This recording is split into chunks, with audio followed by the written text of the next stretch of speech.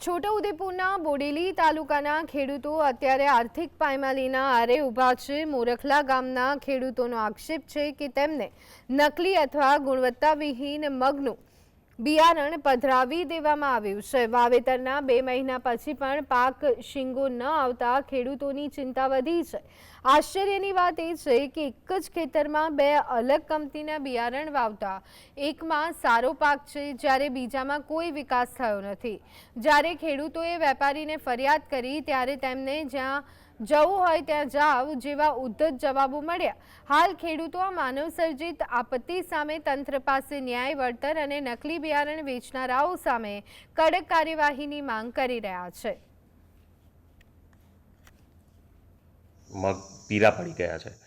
હવે એ ખેડૂત એવું કહે છે કે અમને નકલી બિયારણ આપ્યું, પણ બિયારણ અમે જે બિલથી લીધું છે ને બિલથી વેચેલું છે, બરાબર। હવે એમાં એવું હોઈ શકે કે બિયારણ યલો મોઝેક ટોલરન્સ ના હોય, સીડ વીક હોય અને એના લીધે વાયરસ આવી શકે। ખેડૂતોએ ટ્રીટમેન્ટ બરાબર કરી હોય ના કરી હોય એ ખેડૂત ઉપર છે, એના લીધે બી વાયરસ આવી શકે છે।